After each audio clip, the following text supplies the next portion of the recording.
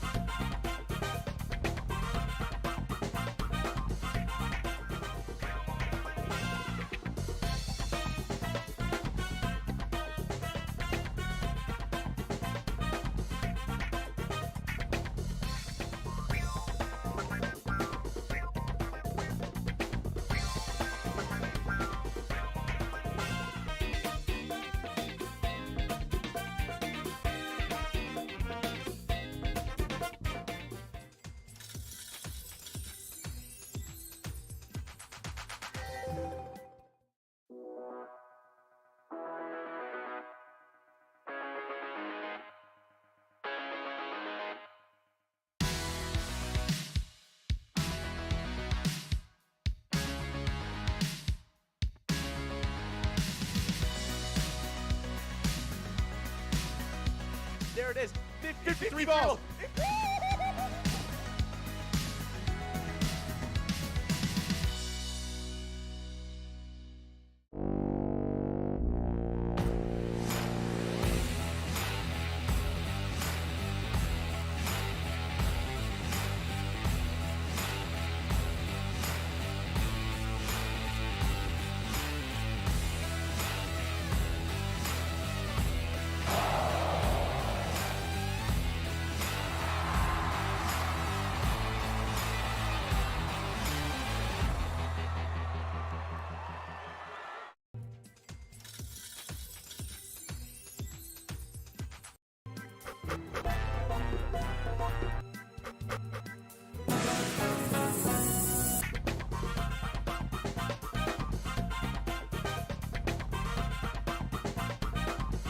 Hey guys, and we are here for a Twins Wednesday. We got 45 seconds so we get enrolled in this very first game of Top Dog. Should be a really fun one. We got over $700 of total prizes, and so make sure you're getting enrolled. Press and play as we stream live to you guys on the Pilot TV, Player Connect app, pilotgames.com/PilotTV, YouTube Live, as well as the Twitch app. Our channel name is MegaSota on both YouTube Live and Twitch. That's right, and it's actually a little top 10 action. Oh, it's top 10, not top dog. A little top 10 action, definitely a fun one. So, I mean, still get enrolled. I think top 10 just as fun as top dog. $756 available in this game. Should be some really, really fun stuff. Absolutely, and if you're at a location like Poots Tavern, Mankato Bar, Fast Eddie's, Katie's Place, The Bar, Goodview, Corner Bar and Grill Winstead, Kegs Bar, Uptown Bar Waverly, Red Vest, or even Billy's Rockford, those are the latest locations that just got brand new Pilot TVs unraveled and in there to the restaurants. Oh yeah, it's a great way to keep up with our streams, watch what's happening on these great games.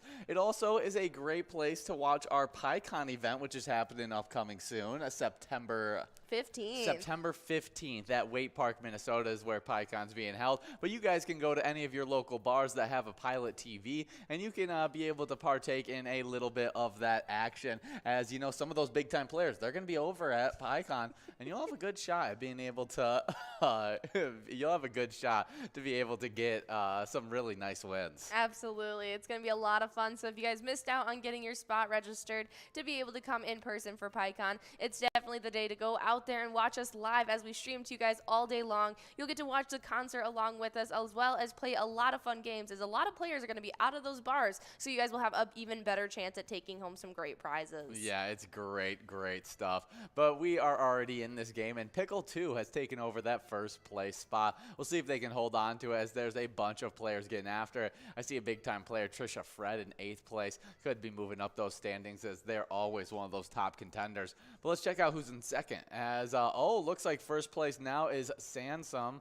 Second place is Tacos. Third place is Hollows. Fourth place is all the way back to fourth, Pickle 2. Fifth place was Deli. In 6th place, now it's getting bumped back, Dolly. 7th place, we got Am. 8th place is Pat. And 9th place is Lucky Us. But that's sure to shake up a lot during these next few minutes. 7 minutes and 50 seconds to get all those plays in.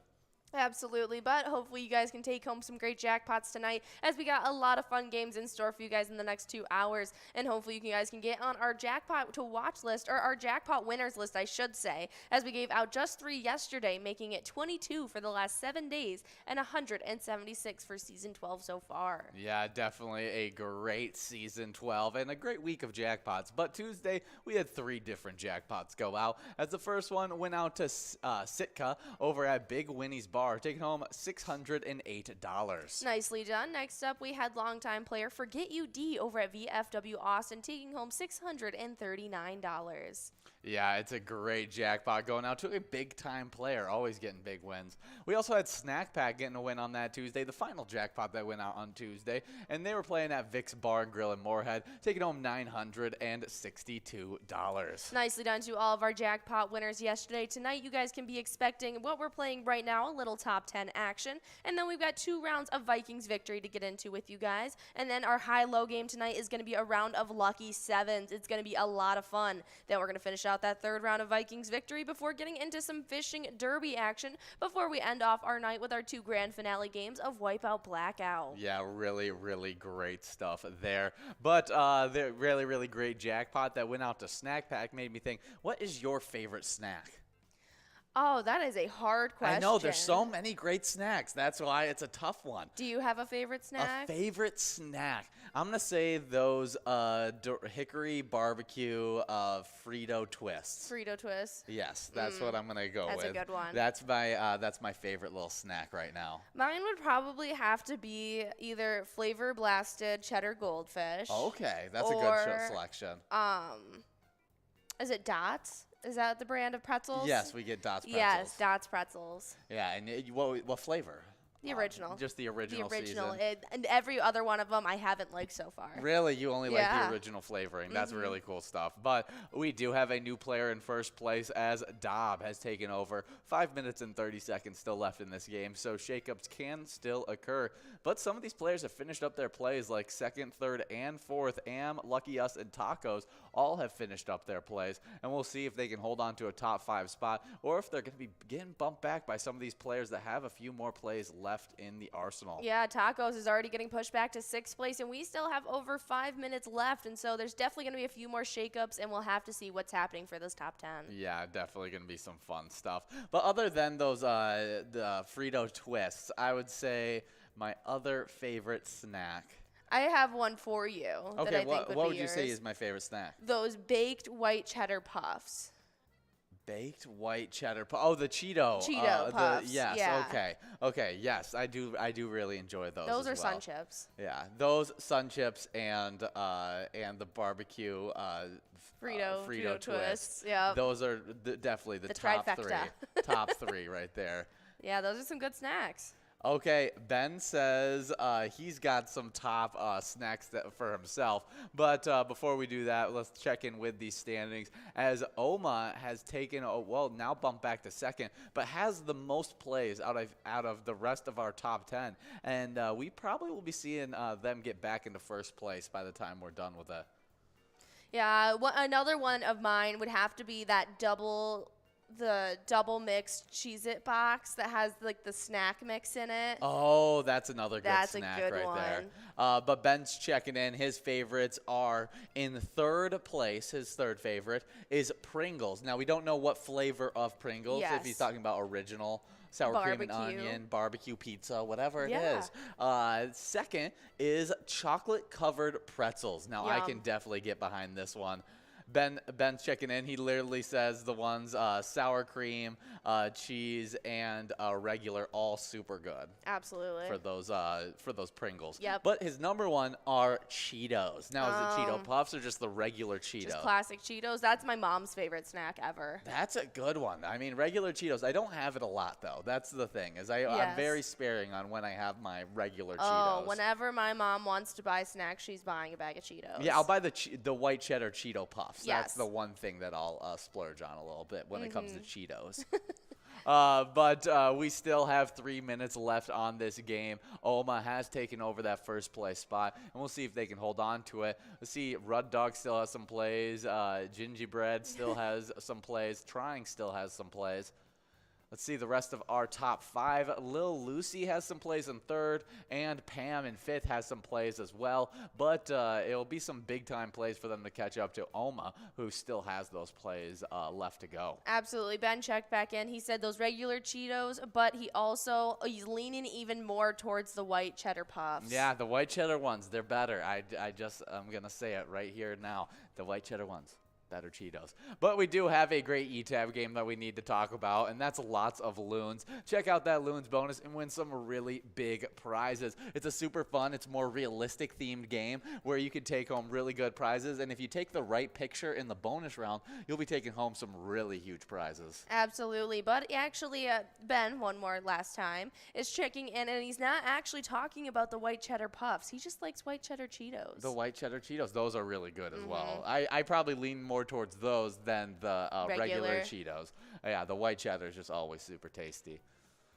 But yeah, super fun stuff. Lots of Loons. You can actually see a preview of lots of Loons on our social media, and our main social media is Facebook. That's right. Give us a like and follow under the name Pilot Games on Facebook, and you'll be able to keep up with all of our weekly bingo schedules, event details, big progressives, see those awesome promo videos that get released as we release new eTab games, and even utilize that link tree. Once you click on that website link, you'll be able to see direct links to all of our streaming platforms, all of our social medias like Twitter and Instagram, and even all the locations around Minnesota where you guys can play Pilot Games. Yeah, definitely a great one there. Love our Facebook page as it keeps you up to date with everything. But we like to keep you guys up to date with a lot of things Pilot Games with the very first live show of the day, and that's the Cup of Joe show, where Jordy brings on a bunch of different bingo hosts and talks about all the shakeups in the standings, all the progressives that you need to go over, as well as some big time Pilot Games news. It's a great time for you to get yourself warmed up before you get into the live bingo of the day. That's right. It's a 20 little minute segment where we go over all the hot takes of the day, and then it's what leads you right into our first bingo games of the day, our Twins Bingo. It happens from 12 to 1 each and every day, and we have not given out that jackpot, and we still have over $8,000 on the line, so make sure you guys are coming out tomorrow for our lunchtime show from 12 to 1 to try and take that home in 52 balls or less. Oh yeah, and after that you get right into the Jackpot 125-cent edition that runs from 1 all the way till 4 o'clock. It's a great game, as that minor prize goes out multiple times during that 1 to 4 time, because every $50 it clicks up 4 balls, so it's super easy to win. It starts off 52 balls or less, then for 4 ball increments every $50. It's really good stuff, and the ball count caps off at 64 balls or less, which is a really easy jackpot to win. Absolutely. It's a lot of fun, and it's what leads you right into our happy hour stream. But before we go over that, we have officially reached zeros on the ticker, and we got Wannabe in first, Oma in second, Little Lucy in third, and a whole bunch of other players as well. And there's our first place winner. Wannabe over at Brian's Bar and Grill, taking home $267. Well, you're getting a great jackpot, Wannabe, and just makes me think of a great Black Eyed Peas song. Yeah, but it's I'm a bee. Yeah, exactly.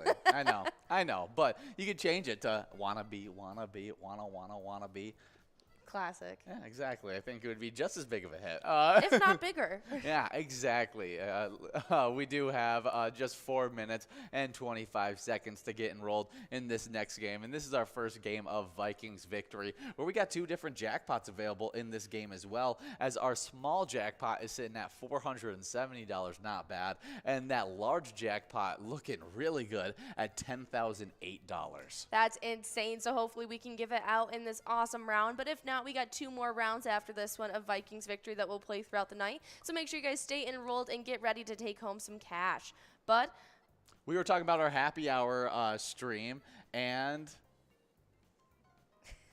yes, no, we are talking about our happy hour stream that happens each and every day from 4 to 6 p.m. It's a lot of fun, and it's a great chance to take home some great cash. We start off our happy hour stream right at 4 p.m. with a round of Lucky 4 Bingo, where you get to take home a huge jackpot and a couple lucky numbers, and I don't think it's gone out, but it's over $30,000 on the line, so definitely come out for that, and you'll have an extra opportunity right at 6 p.m. to try and take that home as well. But sandwiched right in the middle are 23 games of the Skull Bingo games, and it's your first opportunity at trying to take home some of those prizes. We always have a line at 10 balls or less, a large frame prize at 43 balls or less, and a coverall prize at 50 balls or less. It was what you guys were playing right before we got on air with you guys, and you get another full hour after to play it as well tonight. yeah, we love that Skull Bingo. It's an absolute blast playing from 4 to 6 and from 6 to 10. I mean, Absolutely. getting lots of wins. But we also have these specialty nights that we love to play, and right now we are in a Twins Wednesday. Runs from 7 to 9 every single Wednesday, and we play a bunch of great games just like we're about to get into. Some Vikings victory. We just played some Top Dog before this. Not Top Dog. I messed it up Top again. 10. It's Top 10 that we just played before this, and we got a bunch of more fun games in store, like some Wipeout Blackout, which just made a comeback, very similar to Skull Bingo, That's right. but with different prizes. Should be a really great time.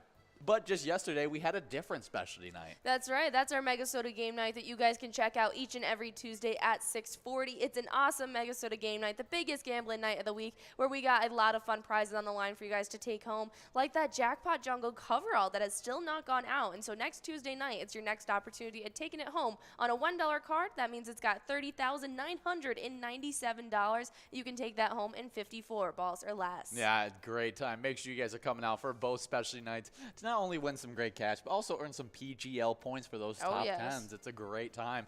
But we got 1 minute and 50 seconds to get enrolled into this very next game. It should be some fun stuff as we talk about some national days. The first one, though, being an international holiday. That's right, and it's International Strange Music Day. On International Strange Music Day on August 24th, it encourages people to listen to a type of music they don't usually listen to. It's also a day to discover strange and bizarre kinds of music. Ah, that is awesome stuff. And we talked about some strange music before, but we could talk about some other strange. Yes, we looked up the top strangest songs played, but today we're going to talk about the 10 musical genres that are actually quite strange themselves. Oh. And on the first on the list is a genre called lowercase. Well, back in 2001, American sound and visual artist Stephen Roden coined an inadvertently created a genre of extreme and minimal form of ambient music that he called lowercase. Ah. Interesting. Interesting. That's really, really cool. Yeah, it's just a type of ambient music. Yeah. And next up is something called the glitch hop. Okay. The subgenre of hip hop seems like it came straight from the pen of music critics, attributed to the work of push button objects. It blends glitch aesthetics and technique, lo-fi sounds, chopping, screwing, bit crushing, beat repeating, and other effects with hip-hop, while its DNA later mutated into a psychedelic combination of hip-hop and IDM, heard by artists as distinct as Profuse 73 and Flying Lotus. Okay. Ah, cool stuff. The next one up is called Folktronica. As far as genres go, Folktronica may be one of the lamest sounding, but it's actually pretty descriptive. UK artist Biblio often blends electronic and folk or acoustic music, and it's a great example of Folktronica. Biblio's influence on Board of Canada's manifested in Scottish duo's 2005 album, The Campfire Head Phase. Okay. Well, we also got Black MIDI. Not particularly well known outside of its own community. Black MIDI is a musical genre wherein MIDI files are remixed and stuffed with thousands, millions, and even billions of notes. The black designation has to do with the fact that there are so many notes are located near each other on traditional two-stave piano score. They create a sort of black mess of characters. Interesting. That is really cool. And next up, we have something called Vaporwave, easily one of the most definitive micro-genres ever created. Vaporwave has drawn equal plaudits and venom from critics as well as music fans alike. Vaporwave artists were often interested in visuals as the music itself, with album sleeves and videos that revived in early 1990s computer imagery. Okay. Interesting. Cloud rap. As the name implies, there is sort of an atmospheric quality to musicians who work in the cloud rap genre. The emergence of this spaced out subgenre of rap is commonly attributed to Lil B, who 2009 album Rain in England featured the MC rapping over ambient new age style synthesizers and dropping some nonsensical verse that was very internet aware. Okay. Okay. Very So funny. it's a little bit, of a more calm version of rapping because it's behind ambient music. All right. Next Okay. up, we have something called Simpson Wave. It's a genre like Black MIDI and Vaporwave, and it could only really come into existence because of the internet. It is a microgenre of a microgenre, which emerged in 2016, and it combines sampled audio and videos from The Simpsons with Vaporwave's obsession with 1990 internet aesthetics, such as pastel Tumblr colors, the checkered board floors. So funny. I've seen that before for music videos and stuff like Yes. that. So I know I've seen this genre before on like YouTube That's or something. funny. Okay, we got hypnotic pop. First of all, a definition: hypnotic means the state of one is in just before falling asleep, but the actual definition bears little resemblance to the application with the genre of hypnotic pop. Coined by UK journalist David Keenan in a near-academic essay for The Wire, hypnotic pop describes bands who plumbed the 1980s for sounds that they slowed down, looped, and heavily affected to create dreamlike sounds, sort of meditation or cultural nostalgia and outdated technology type style of music. Interesting. Next up is something called Witch House. While there really isn't anything house-like about Witch House genre, though coined through as a joke from Travis Edgley, the artist who was originally identified as the maker of the Witch House sound. It's slow-tempo, chopped and screwed songs that embrace goth, shoegaze, hip-hop, drone, and noise, and even some industrial sounds. Very interesting. Weird. Another one is cute metal. Imagine heavy metal mixed with anime and horror tropes. The cute metal is a combination of metal and J-pop, Japanese pop. Cute metal emerged in the early 2010s and mixes the latter melodies and idol personas with a dark imagery of the former. Interesting stuff. Really strange music genres that I have not listened to. That's some really funny stuff. Well, today is the day to explore some strange music genres or just some weird music in general. So today is the day to celebrate it.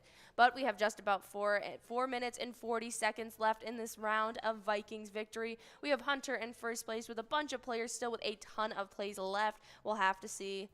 Yeah, definitely. Who's going to take home some prizes? Yeah, definitely great stuff in this game. A great first place prize, $108. Big Papa, second place. Third place, Newman. Fourth place, Lucky Us. Fifth place, Trisha Fred. Should be some more great stuff in this game. But that's definitely some strange music. Now, is there any of the music that sounded interesting to you, or some music that you'd like to dive a little bit more deeper into? I think I would like to hear a sample from each genre. Just I would like to know what it is. Yeah. Yeah, like see the best of that genre. Just see if you can enjoy it, because I feel like that happens too often, where like I'll just completely throw away a genre and I'll be like, I just don't listen to it. I don't like it. But I'm sure if I listened to the best that they got, I would have to have a appreciation for it. Absolutely. We do have those winners from our first round of top 10, and so I'm gonna hop right in for our winners. And coming in 10th place, we had Gingerbread over at Jackie's Bees Kitchen and Cocktails, taking home $8. Then in 9th place, we had Trying over at Milltown Tavern Moorhead, taking home $17. There's a fly in here, so sorry. Then in 8th place, we have Jax over at Lucy's Burgers Blaine, taking home $26. 7th place was Rud Dog over at LJ's, taking home $26. Gained to win $26. In 6th place, we had Pam over at Grandma's Lakeside Resort. Coming in 5th place, we had Trisha Fred over at Muddy Cow Coon Rapids, taking home $44. Then in 4th place, we had Dob over at William McCoy's of Andover, taking home $71. Then in 3rd, it was Little Lucy over at Rounders, getting to win $89. Then in 2nd place, it was Oma over at VFW Owatonna, taking home $178. And in 1st place, it was Wannabe over at Brian's Bar and Grill, taking home $267. Yeah, definitely some really great prizes going out in that top 10, and that should be some really great stuff. We got in 1st place Hunter, still holding on to 1st place. We'll see if anybody can shake that up. But next up on our national day list, as we come to the final 2 minutes and 30 seconds of this game, it's National Maryland Day. On August 24th, we usher in the 7th state to join the Union with National Maryland Day. Maryland's coastal location brings with it a deeply rooted maritime heritage. That includes an ocean battle defending the city of Baltimore at Fort McHenry during the War of 1812. One witness to the action became so inspired, Francis Scott Key penned the words that later became our nation's national anthem. Very cool stuff. And we'll look up some fun facts about Maryland for you guys, as it is National Maryland Day. And we actually didn't know much about Maryland prior to this today earlier when we were on Twins Bingo, when we got to look up some fun facts then. No, yeah, I had no idea any of these fun facts. But we'll find some of these fun historical facts. And the first Marylanders were Native Americans. I could have guessed that, as I feel like that's everybody in the state. Maryland became a British colony in 1634. All right, very cool. Next up, St. Mary City was the colonial capital of Maryland.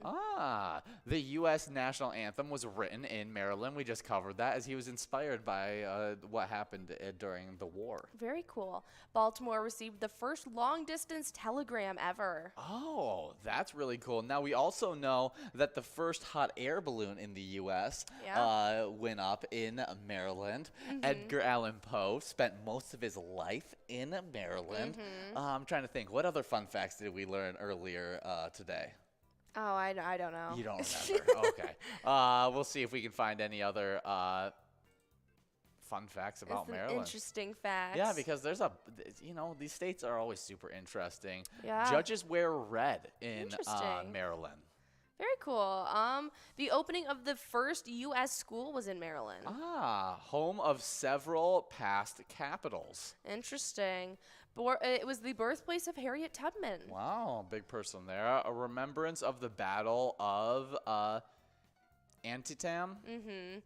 Yes, and let's see.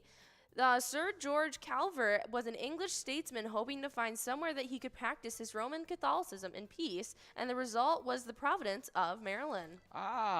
His legacy lives on there. Yeah, jousting is a thing in Maryland. You might picture jousting as a sport to be viewed only at medieval festivals, but not in the old line state. Jousting is the world's oldest sport on horseback, became Maryland's official sport in the 1960s, and it was always popular in the territories, with competitions being recorded as far back as colonial times. We have Martha over at VFW East St. Cloud taking home that first place prize of $104. We'll get that entire top 10 for you guys in just a few moments, as now we are getting enrolled in our second round of Vikings Victory. It's going to be a lot of fun, and we still got some great prizes on the line, so make sure you guys are getting enrolled and getting ready to take home some cash in the second round of Vikings Victory. But next up, our next fact is actually something about the blue crab. And while, let's put it this way, over half of the total landings include blue crabs coming from Chesapeake Bay, it's the state's most valuable commercial fishery item. Ah, really interesting stuff. Definitely some fun facts about Maryland there. We could find some funny laws. I have it up right now. Yeah, let's hop into some of those funny laws. Okay, this is one of my favorite things to do on our state days now. Yes. Is looking up the weird laws that they have. And if you live in Baltimore, it is illegal to take a lion with you to the movies. Well, I'm glad that they clarified. Yes. Let's see. It is illegal to eat while swimming in the ocean. You know, avoid those Really? cramps. Okay. If you're a woman married to a man, it is illegal to go through his pockets while he's sleeping. Your guess was as good as mine as what's to be hiding in there, but it's technically illegal for a woman to find out. Really? So if you're sleeping and Your wife's going through your stuff, that's illegal. like goes through your phone that was in your pocket. Yeah, illegal. Illegal. Mm-hmm. Wow, crazy stuff. It's against the law, a law for a Maryland man to buy a drink for a female bartender. Interesting. Ah. If you pretend to tell the future in Caroline County, you could be stuck with up to 6 months in jail or $100 fine. Ah. That's funny. Yeah, and last but not least, and this one is not even that old. In 2010, Governor O'Malley signed into law Maryland's Right to Dry Act. This allowed renters to have clotheslines, steer clear judgely landlords, and HOAs. There's nothing you can do about it now. That is so funny. That is really, really funny. You're also not allowed to swear and drive in Maryland. You could face up to 90 days in jail. No, there's so many people with road rage would get in trouble with that. I hope people don't get pulled over for some of these crazy laws. That's so funny. Yeah, that is really, really funny. Let's see. It is illegal to scrub scrub sinks in Baltimore. Really? What? But they would get dirty. You're not allowed to grow thistle plants in a yard. Interesting. Let's see. Another fun one. Do not grow thistles in your yard. Yeah. Yeah, that's an interesting one. It's a violation to be in a public park with a sleeveless shirt. That is a great law there. Men can go topless on the Ocean City board. Can't go topless on the Ocean City boardwalk. It's been prohibited since the early 1900s. Wow, definitely some weird facts and weird laws from Maryland. Yeah, you cannot swear while inside the city limits of Baltimore. No cussing whatsoever. Really? Mm-hmm. Wow. That's really funny. Proper etiquette over there, I guess.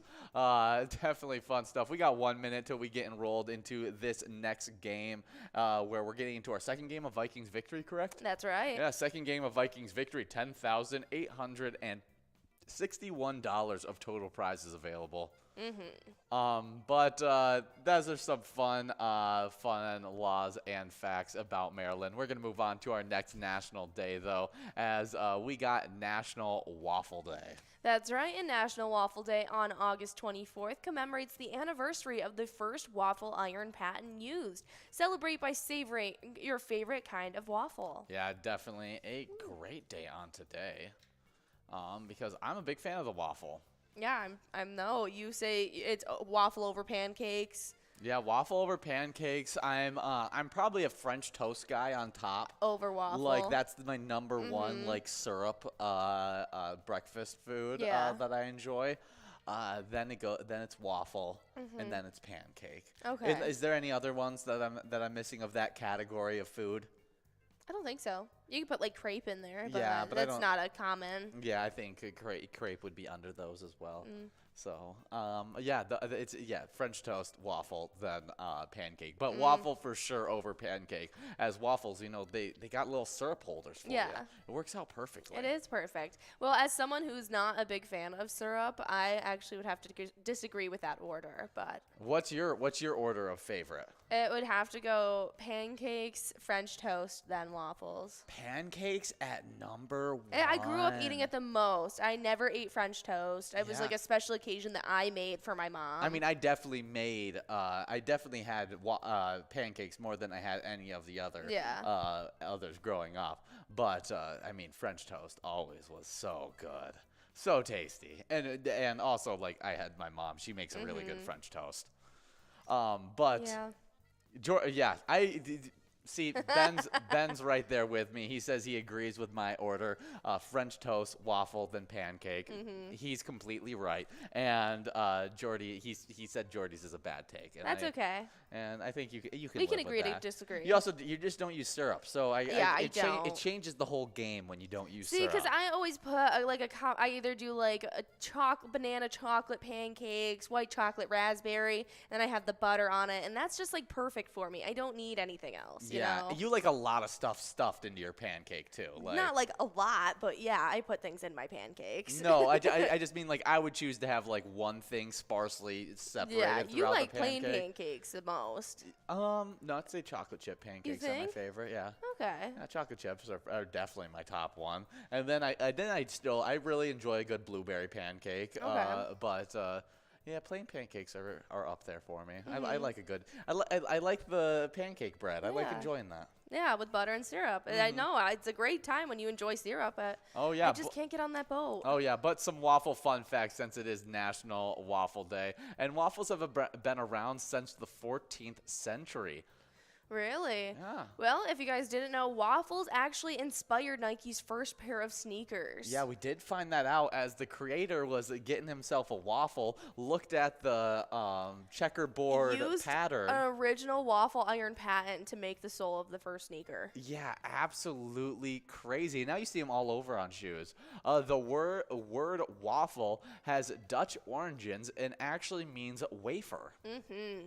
Waffle House actually sells 145 waffles per minute. Yeah, have you ever seen since it's fantasy football season and people do challenges all the time, but there's people who they do like a Waffle House challenge that the loser basically has to spend 24 hours in a Waffle House. I just saw one at a pancake house. And then every time they eat like a pancake or a waffle, it takes off an hour of their stay there. And I thought that would be absolutely, it would be super I feel like funny. you'd be out of there in like 3 hours. Oh yeah, I mean I'm getting 24. I'm getting. They're like $3 a piece. Because I get 3 hours. I got to put 21 pancakes down, 21 pancakes and waffles. Easy could do that.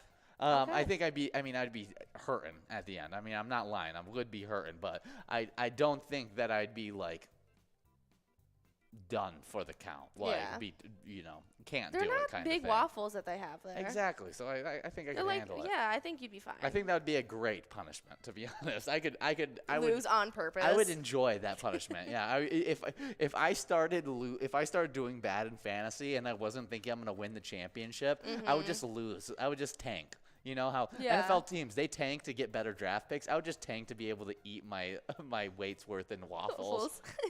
And have a viable excuse for it. Mm-hmm. But we still are about halfway through this game of Vikings victory. We got 5 minutes and 25 seconds left. We got Gingerbread in first place. We'll see if they can hold on to it, as it looked like Ashley was in that second place spot. Sixth place, we got Pickle 2. Second time they've been in that top 10. The seventh place is Andy's. Eighth place is Merkel. And in ninth place, we got Jeb 92, I think it was. That's some great stuff. And you guys have just over 5 minutes left in this round with still some great prizes. We have $640 on that small jackpot and over $10,348 on that large one. Oh yeah, but would you do any of those funny like fantasy football punishments for losing your fantasy football league type thing? Yeah. No, I think they're fun.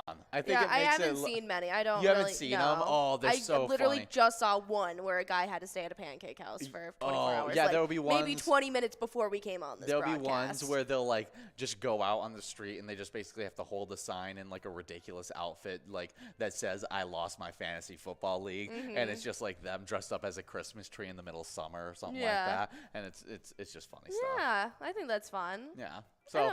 That'd be fine. Yeah, those are it's a bunch of fun stuff for Yeah. those fantasy football leagues, but I could definitely get behind the Waffle House one. But next up, the world's biggest waffle is 8 feet long. Really? Did you guys know there's actually 2 different waffle holidays? Did not know that. Yeah, you got National Waffle Day in the United States, which is on March 25th. March 25th, and then you got what we're in, International Waffle Day, which happens on August 24th. Absolutely. We got Pickle 2 in first place, almost out of plays. We got a bunch of people closing in, but Ashley in 7th, still with a ton of plays left. Yeah, we do have a really funny fun fact about waffles. As the founders of Eggo, waffles were originally mayonnaise moguls, and they actually had Eggo mayonnaise. That's what it was called. That sounds disgusting. Yeah. But that was what there was originally for. Like, imagine you thinking like, oh, you're eating waffles. They switched over from mayonnaise distributors to waffle distributors. But as soon as they became waffle distributors, it became so successful that they had to give up mayonnaise. Oh, yeah. Thomas Jefferson brought the first waffle iron to America. Yeah, in his trips over to Europe, he ended up bringing back a few waffle irons. The record for most waffles eaten in 10 minutes is a whopping 29 waffles in 10 minutes. 10 minutes. 10 minutes to take it. That's like your toxic trait is thinking you could beat any food challenge. I feel like I could compete with Joey. What's his name? The Man versus food.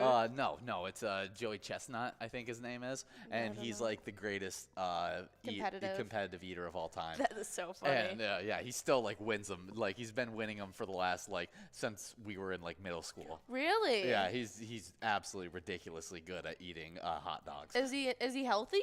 Yeah, he's a skinny guy.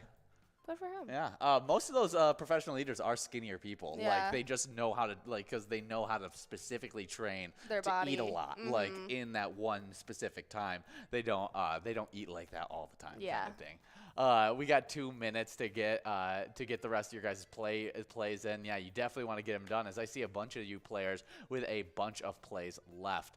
But final fun fact about waffles, when Eggo frozen waffles were originally introduced in 1953, they actually had a different name. That's right, they were called Froffles. Yeah, Froffles. Then they quickly switched over to Eggo, and that's when the great catchphrase "Lego my Eggo" started.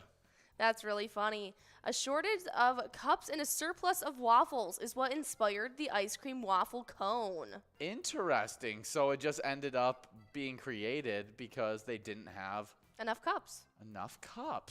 Yeah, Belgian waffles were originally called Brussels waffles. Really? Definitely some fun facts about waffles. And happy National Waffle Day. As we just got 1 minute to finish up this great game. We'll see if anybody can get into first place and pass up Fro. But they do have some plays left and are looking to secure that first place spot. We do have those winners from that last round of Vikings victory, though. Yes, let's talk about those great winners. All right, well, in 10th place, it was Horseface over at Broadway Pizza Brooklyn Park, taking home $17. Coming in 9th place, we had Dally over at Mad Jack's, taking home $17. Getting to win $17 in 8th place, we had Big Papa over at Troubles 2. Coming in 7th place, taking home $26, it was Suki over at Howie Sports Bar and Grill. Coming in 6th, we had Lloyd R. over at Rudolph's Redneck Roast, taking home $34. Getting to win $34 in 5th, we had PLMCRZZ22 over at Stoney's Bar. Then in 4th place, we had Devin over at the Muddy Cow Oak Park Heights, taking home $52.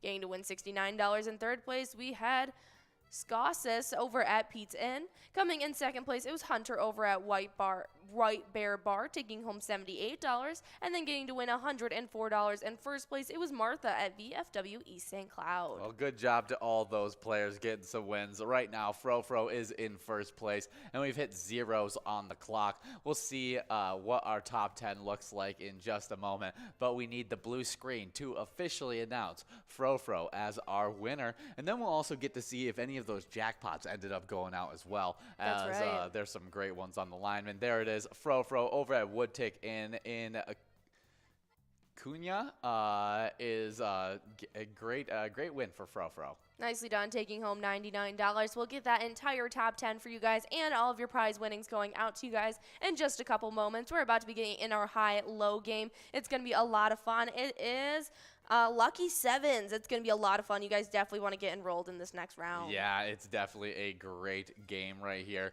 And you guys will just have a few minutes to do so. And let's see, 4 minutes and 20 seconds to do so. So get enrolled and press play. But we got one final national day to go over. That's right, and it is a National Peach Pie Day. On August 24th, National Peach Pie Day is observed annually, and we celebrate this mouth-watering dessert during the heart of peach harvest season. So don't forget that a la mode. Yeah, definitely a fun one. And as there's probably not a lot of fun facts about specifically peach pie, we can look up some fun pie facts to talk about. Absolutely. And some fun facts. The Romans were the first to invent the pie. Yeah, we got a lot to thank the Romans for. Not only did they develop roads and drainage systems, invent cement and modern day calendars, they also were the first to figure out the pastry stuff with delicious meaty filling was pretty tasty. That's some really fun stuff. I actually found a list of peach facts, and so if you want to go back and forth, you take the pie, I'll take the peach. You talk about the peach fact. All right. Well, if you guys didn't know, peaches actually originated in China and were known to the Chinese as Persian apples.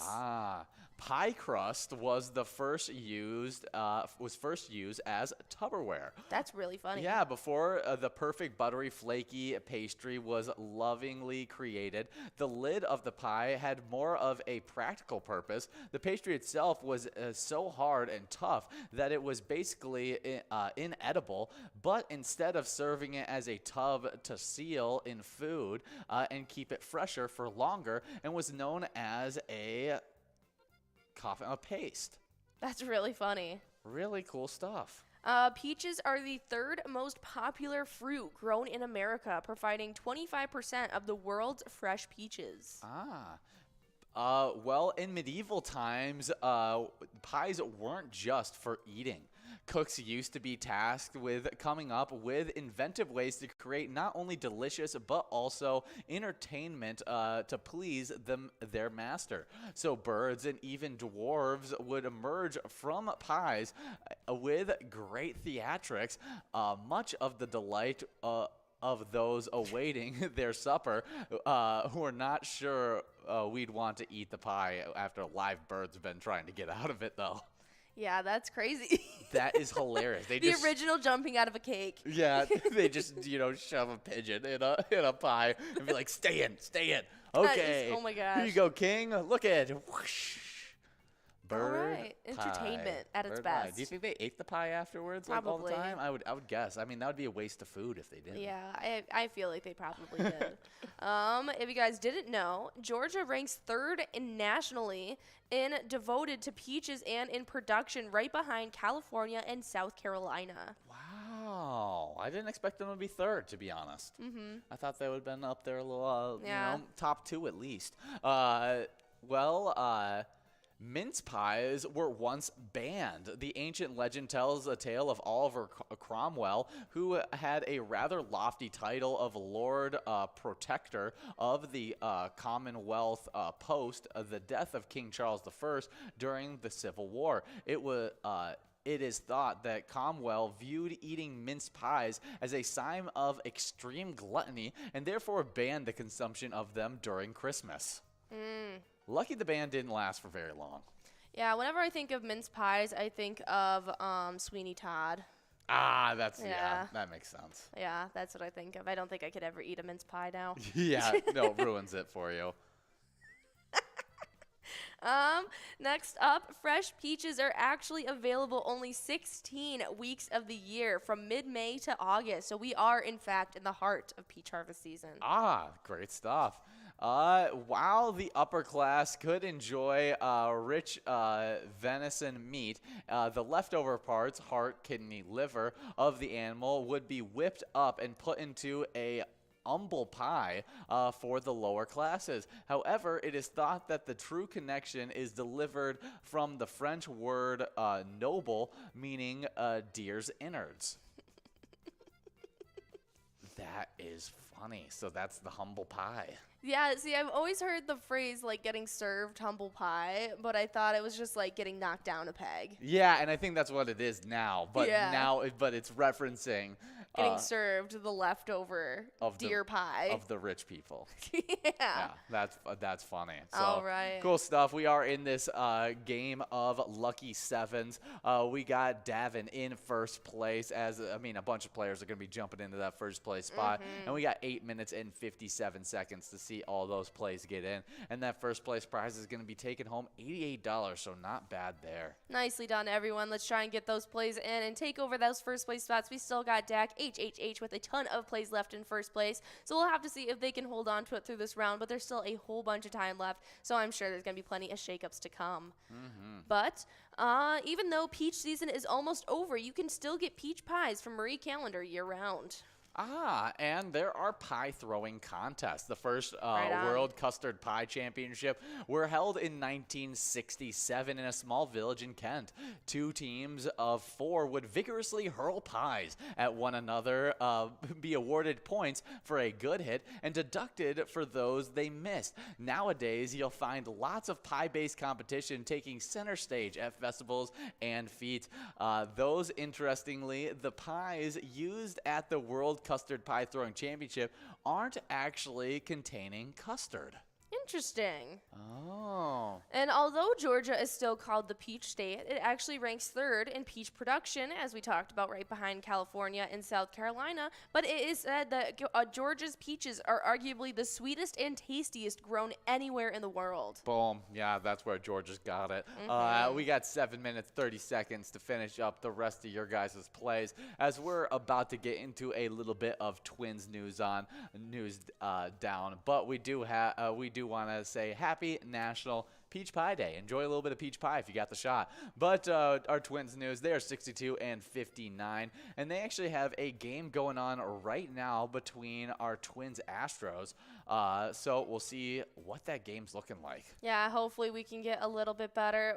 But it's the bottom of the second right now, and the Astros are up by 1, as it is 1-0 right now. Oh, yeah, well, if we can keep it a low-scoring game against those Astros, we're hoping that we can hit some guys home and take the lead, because that's all our defense can do. Keep it low-scoring. Don't let them. They only let them score 4 runs last game. I would like to see him hold them for a little bit less.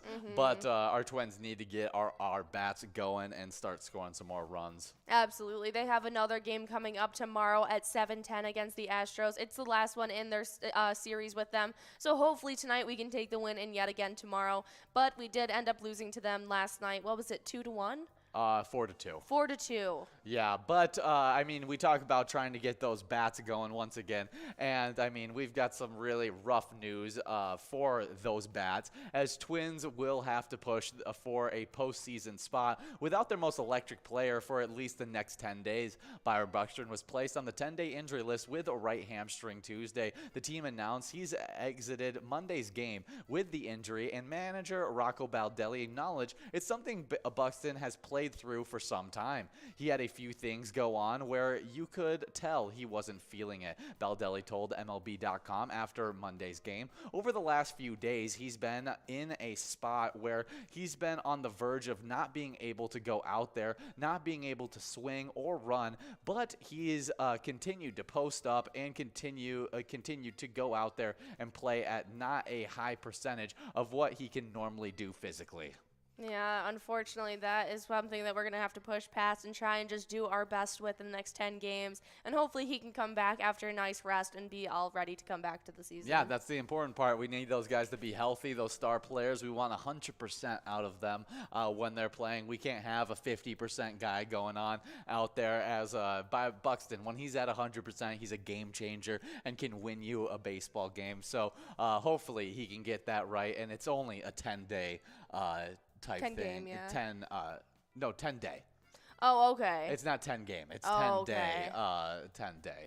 And so hopefully we can figure that out and by the next 10 days. And it's not a long-lasting recovery as he's had some injury issues in the past. That's right. But in the meantime, if you want to show some support for them, you can play our awesome E-Tab game that we've teamed up with the Twins for, and it's called Twins Win. You can see the awesome logo right above us, and you can check out that home run derby bonus round and pick a lucky batter to try and take home some Grand Slam prizes. Oh, yeah. But we do have a top 10 that we need to get into, and we haven't talked about the second game of Vikings victory. And in 10th place, we had Andy over at the Blue Line Sports Bar and Grill taking home $16. $16 also went out to Jeff over at Spunky's in 9th place. Another $16 went out to Kev over at Wyatt's Twisted Americana in 8th place. 7th place was Kimber 69 money sign taking home $24 over at Mama T's Castle Tap. In 6th place we had Big Dog over at Rustic Saloon taking home $33. Another $33 went out to Ashley over at VFW Rush City in 5th place. 4th place is Chapster winning $49 over at Moe's. 3rd place was Traveler over at the Whistle Stop winning $66. 2nd place is Gingerbread over at Jack B's Kitchen and Cocktails taking home $74. And then a whopping $99 went out to that number 1 player, Fro over at Woodtick Inn. Nicely done to all of our winners in that past game. After this, we got our 3rd round and final round of Vikings victory before we get into some fishing derby. And then we're going to be finishing off our night with those 2 rounds of Wipeout Blackout. But as you guys know, each and every day from 12 to 1, whether you're playing our Twins bingo or our Vikings bingo, when the NFL season kicks off officially again, you guys are taking home points to what we call the Twiking Zone.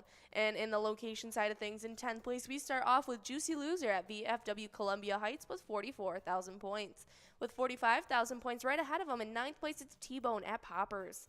8th place is Tez, also playing at Poppers, but with 62,000 points. With 79,000 points in 7th place, it's Red at American Legion Fridley.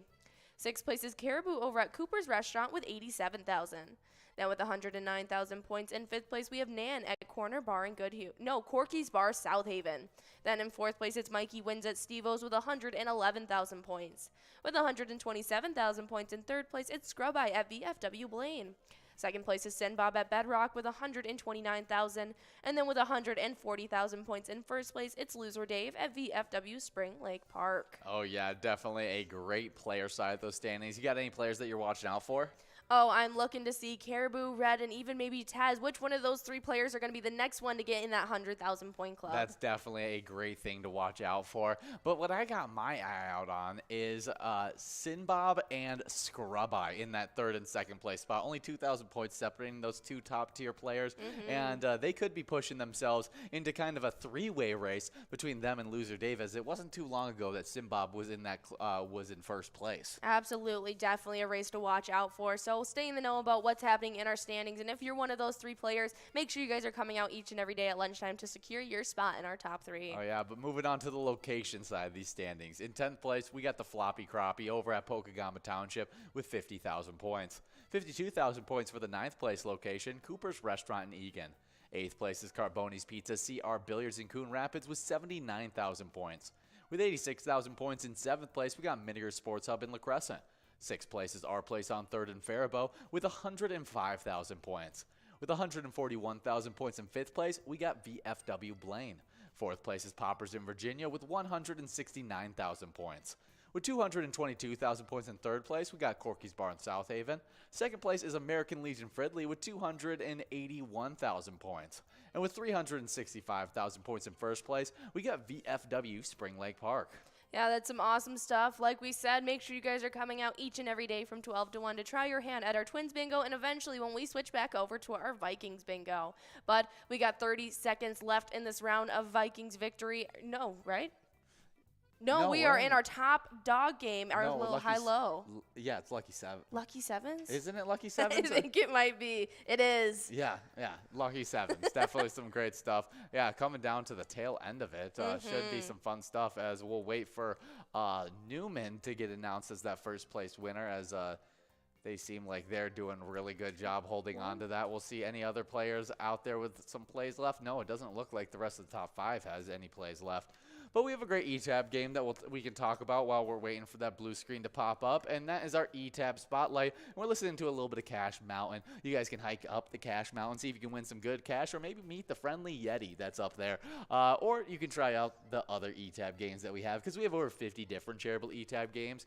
But before we get into that, we have a winner. That's right. Newman over at VFW Northfield is taking home that first place prize of $88. We'll get that entire top 10 along with our biggest loser player, who's taking home that first place prize as well for you guys in just a few moments. Yeah, we'll get the top 5 winners and top 5 losers. All right. Yeah, that's how we're going to be getting this one. Should be some really, really fun stuff as we're now getting enrolled, to the final game of Vikings victory. That's right. But we still have those awesome jackpots on the line for you guys in this next round. So make sure you guys are getting enrolled. You have 4.5 minutes to do so. But we are just talking about the 50 different charitable E-Tab games that you guys can choose to play at any time.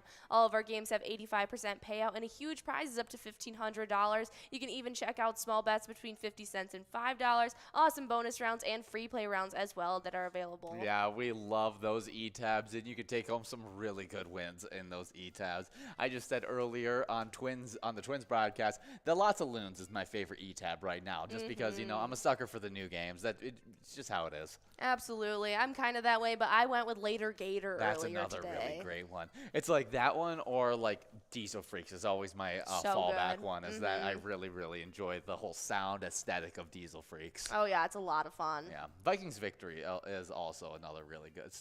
Vikings Victory?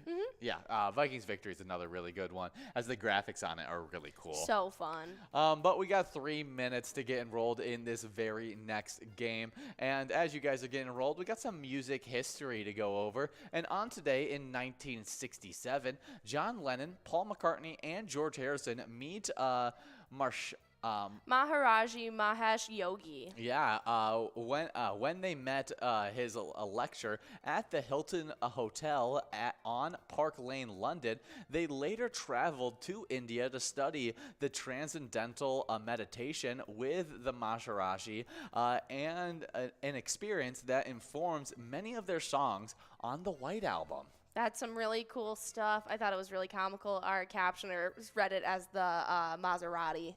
Oh, Maserati. That's funny. Mitsubishi. But the White Album actually has one of my favorite Beatles song in it. Really? Yeah, and that's a little Rocky Raccoon action. Is it? It came out in this White Album. That's awesome. Yeah, so definitely some cool stuff there. The Beatles, I mean, just so big. I don't know how the White Album, how it did, but it looks like the White Album is rare. Right now, an ultra rare and ultra expensive copy of the Beatles' White Album is on the digital auction block. Why so rare? Because it holds the serial number 00000005, the first copy to go to a non-Beatle. John Lennon, Paul McCartney, George Harrison, and Ringo Starr snatched up copies number 1 through 4. That's some really cool stuff. That is cool. Imagine having that, the first one to go out in public. That's really, really cool. That's some really good stuff. That's a really cool album. So, guys, definitely go listen to the White Album today. Yeah. See if there's anything else. See if there's any other really cool facts about the Beatles' White Album. Yeah, well, you guys have just about a minute and 20 seconds to get enrolled in this round of Vikings victory. We got some great prizes on the line for you guys once you get enrolled. As you can see, over $11,113 in total prizes in this next round. So make sure you guys are getting all those plays in and getting enrolled and trying to take home some cash. But definitely some cool stuff on this day in music history as they met the Maharishi that ended up influencing a lot of that White Album's music. Absolutely. But next up in 1995, Microsoft launches the Windows 95 operating system. The startup music is composed by Brian Eno. Excuse me, a pioneer in ambient music who in 1978 released an album designed to soothe travelers at the airport. It was titled Ambient One, Music for Airports. Yeah, definitely a fun one in music as that Microsoft sound is so iconic. But we can look up other iconic technology sounds.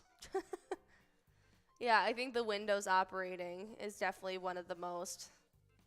Yeah, let's see if we can find okay, some of these fun sounds. Powering up the PS1.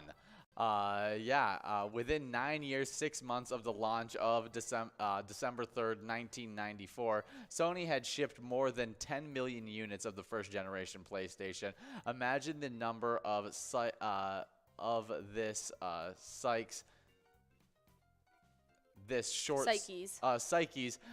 short sound sequence must have burrowed into. Oh, yeah. The connecting to dial-up sound. Yes, that's definitely one that I know is a lot. Calling a busy number. Yeah, I just heard it in my head. Yeah. Playing Tetris. Yes, Tetris definitely has an iconic sound. Chatting on MSN Messenger. Yeah, you know, the typing sound. Yeah. Definitely some fun stuff. Watching a film. The actual roller of a film. That's cool. I've never really been around that, so that would be something that I would have to experience, still to experience. Playing on the Sage Mega Drive or Genesis. Is it Sega? You know how to say that gaming company? Sega. Yeah. Sega. I have no idea. I think that's what it is. I have no idea. I'm the wrong person to ask. Yeah, receiving an email has an iconic sound as it used to be You've Got Mail. Playing Mario Land on the Game Boy. Watching a slideshow. Receiving an ICQ message. Don't know what that is. Printing with a dot matrix. Booting up Amiga. Interesting, yeah. Taking a Polaroid. Yeah. Yeah, that's a really iconic sound. Dialing a rotary phone. Yes, that's definitely. Starting up and crashing your Mac. That's funny. Rewinding a VCR cassette. Yes. Logging into your Windows 95. Losing signal on the TV. Everyone knows that's static. Yeah, receiving a call on your Nokia. Typing on a typewriter. Loading a ZX Spectrum. Yep, turning on the XT hard drive. Okay. And evening on Space Invaders. That is some funny stuff. Those are some great sounds. Do you have one that's pretty iconic to you? Yeah, probably the most iconic is the Windows 95 operating system. Either that or the caller collect, the bing, bing, bing. Oh. Your call cannot be completed as dialed. Yeah. That's one I distinctly remember. Yeah, definitely is. But some fun days of music history, even though, you know, Microsoft Lil Tune isn't much music. But, you know, it's an artist, and he actually put out a few albums. We do have 6 minutes and 45 seconds to get the rest of your guys' pays in. We got Amy Pay Me in first place. Second place is Big Papa. Third place is KK. Fourth place is Pickle 2. And in fifth place, we got Lee-ish Win. Yes, we do. We do have those winners in from our Lucky Sevens high-low game, though, if we want to go over those winners. Yeah, I'd love to hear those winners. All right, well, starting off with the winner side of thing, coming in fifth place, we had Irish over at Stadium Sports Bar, taking home $44. Getting to win $55. Coming in fourth, we had Dak HHH over at Wings Tavern and Grill. Coming in third place was Besties over at Manana Hilltop Tavern, taking home $66. Getting to take home $77, we had Lloyd R. over at Rudolph's Redneck Roast. And in first place, it was Newman, taking home $88 over at VFW Northfield. Now on to the biggest losers. Coming in 10th place, we had Megan over at Broadway Pizza Robbinsdale, taking home $8. Getting to win $11. In fourth place, we had Rickster over at Brian's Bar and Grill. Coming in third, we had KK over at Clive's Roadhouse Chaplain taking home $33. Getting to win $66. In second place, it was TJZ over at Poots Tavern. And in first place, our biggest loser ended up being Hokies over at Wilderness Bar, taking home $88. Yeah, good job to all those winners in that game of Lucky Sevens. Getting really good wins. We are in this round of Vikings victory. After these 5.5 minutes are up, you guys got a round of fishing derby action before we have our 2 rounds of Wipeout Blackout. Oh, yeah. But since you guys are here for a PGL night, make sure you're signed up at PGL.world to become a member of our league. PGL players compete for points and have access to insider information, including a monthly newsletter that has a bunch of great information in it. Recently, we had been sending out a bunch of information about PyCon. It's now sold out, and we're going to have a lot of fun at the Ledge Amphitheater September 15th in Waite Park. I think that's going to be really, really good time. Oh, it's going to be a blast, so make sure you guys are signed up at PGL.world, and if you missed your opportunity at getting your spot registered for PyCon, don't worry. That's the day to go out to a local bar or restaurant and play some Pilot games where we're going to be streaming to you live all day long from the event. It's going to be a blast. Yeah, definitely. And we got some players that just got signed up at PGL.world and can try and get into that top 10. That's right. We got Nico, Linda, Squirrel, Hot Squirrel, Atomic Jaffe, Renee Baby, Mad Mike in all caps. We also had River 619, Andy's, Auntie Angie. We also had MX Brielle, Willie 2528, 1337 Meh, Sandra D, Space Dust, Got Vault, as well as Sherry W. Definitely some great names getting put out there. What's your favorite one from this list right now? I'd have to say either Hot Squirrel or Space Dust. I'm going to go with Auntie Angie. Okay. Yeah, I like it. I don't know. Yep. Seems like a nice aunt. We got 3 minutes, 50 seconds to get the rest of your guys' plays in. Yeah, what makes you think Space Dust, your favorite one? I don't know. I think of Galaxy Dust and like the kind of like purple and like the sparkle paint, like the galaxy print. That's what I think of. Okay, cool stuff. Well, we got some PGL standings to get into, what you guys are earning points for right now, and what those players who just got signed up are trying to get into. In 10th place, getting bumped back from 8th just last night, we got Bucks over at Rustic Saloon with 349,715 points. With 353,410 points in 9th place, moving from unranked to this spot, we got Yak 2102 over at the Riverbend Bar and Grill. 8th place, moving up, getting bumped back from 7th, we got Diesel over at Eagle St. James with 358,650 points. With 391,110 points in 7th place, getting bumped back from 6th, we got Sloppy over at Malone's Bar and Grill. 6th place, moving up from unranked into 6th, we got Nixon at VFW Roseville with 404,455 points.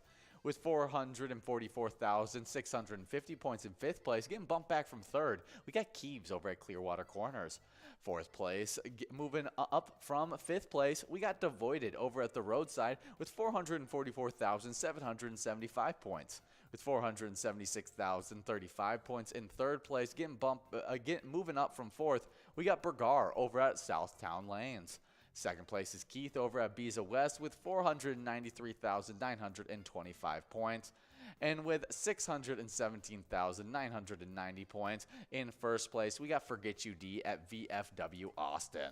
Absolutely. That's some really exciting stuff. And you guys are earning points as we speak to get into these standings. So that is some really exciting stuff. But I'm going to jump right into the location standings. And in 10th place, we have Corner Pocket and Rice with 1,165,775 points. With 1,177,200 points in 9th place, it's American Legion Fridley. 8th place is Clancy's on Island Lake in Park Rapids with 1,206,314 points. With 1,243,140 points in 7th place, it's Rusty Nail, Thief River Falls. In 6th place, it's Billy's Rockford in Rockford with 1,266,835 points. With 1,416,810 points in 5th place, it's Miltona Liquor Store. 4th place is VFW Northfield with 1,583,450 points. With 1,811,445 points in 3rd place, it is Howie Sports Bar and Grill in St. Cloud. Second place is Mabel Liquor Store, sitting with 1,963,310 points. And in first place, officially in the 2 million point club, is Poppers in Virginia, sitting with 2,080,720 points. Good job to all of those locations, really killing it during these PGL nights. And we'll see if any shakeups can happen tonight with all these big-time players playing at some really fun locations. But as we're coming down to the final 30 seconds of this game, where Amy Pamey is trying to hold on to that first place spot with quite a few plays left, make sure you get the rest of those in so you can get as high a score as you can. We're going to hop into a little bit of Wild news. And Marc-Andre Fleury is unquestionably the #1 goalie for the Minnesota Wild entering the 2022-23 season.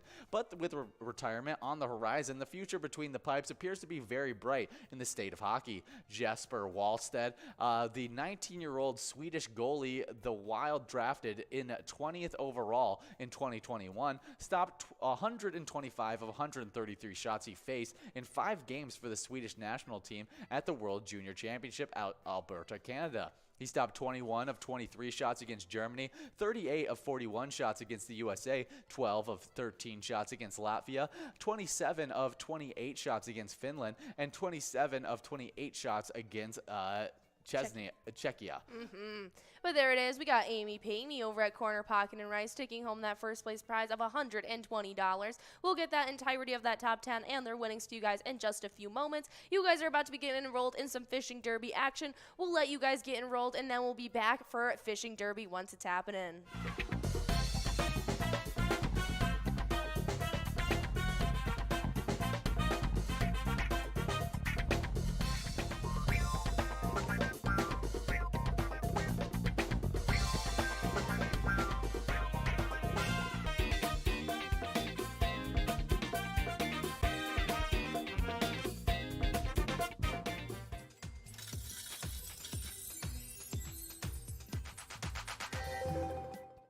Hey guys, and we love giving out jackpots all the time, and just this past weekend we gave out a bunch of different jackpots, and let's just get it started. All right, well, on Friday, the first one out went out to Frex over at Chanticleer Pizza Code Rapids, taking home $782.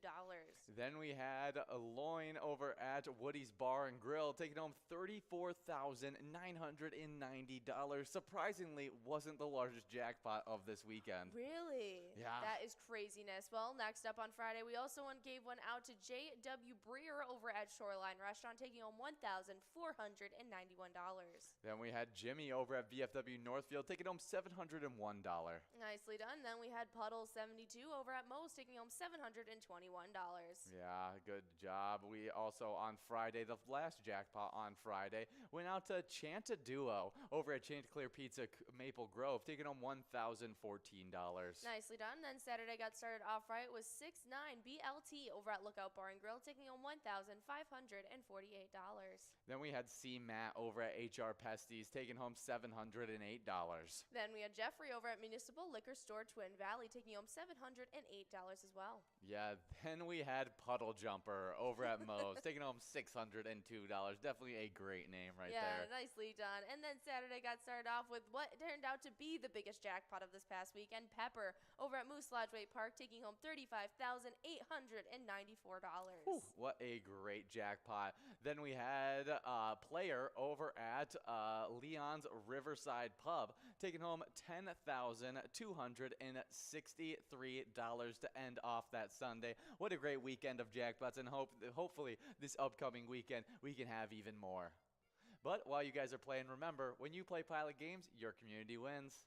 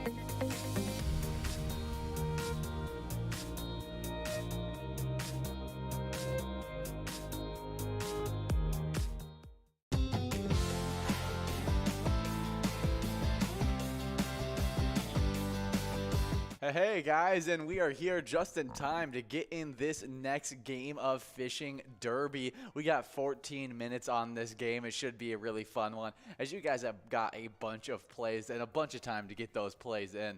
We got some nice other jackpots available in this game, as we got a $163 smallmouth prize and a largemouth of $359. Really great stuff. And we actually had one of those great jackpots go out in our game of Vikings Victory. That's right. The small jackpot went out, and it went out to Joni over at Moose Lodge, Albert Lay, who took home $740, and that's not even including our entire top 10 who took home prizes as well. Yeah, definitely some great stuff there, and I'm going to hop right into the top 10 winners.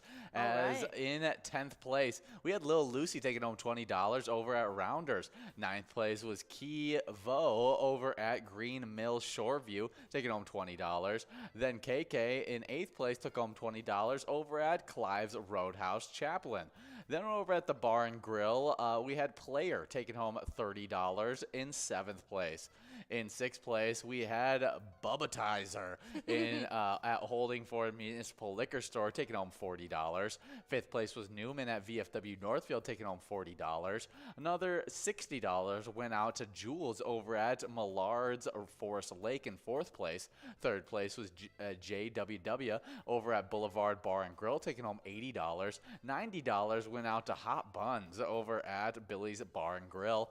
And in 1st place, we had Amy Pay Me over at Corner Pocket, taking home $120. Nicely done to all of our winners in that final round of Vikings Victory. As you guys know, we're in Fishing Derby right now, and we have about 12 minutes and 45 seconds left in this one. So hopefully we can give out some great jackpots here as well. But right as we were getting off air, we were talking a little bit about Jesper Wallstead and the great play he had over at the World Junior Championships in Albert, Canada.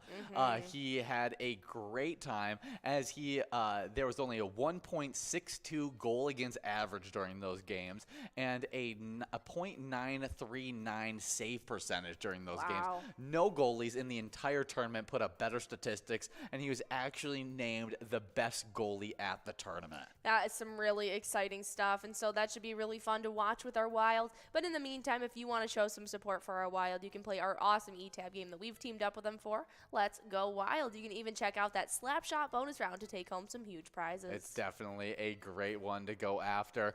But since we're in a little bit of Fishing Derby action, we might as well hit our fishing report. That's only right. Yeah, we're checking in with Walker Leech Lake, and this was done by Explore Minnesota on August 18th. Fishing on Leech Lake remains consistently good. Leech and night crawlers working at 10 to 14 feet of water. Areas such as Cedar Point, Sand Point, Breezy Point have been productive, especially during the morning and evening hours. On the main lake, pull spinners and crawlers through 12 to 15 feet of water for walleye.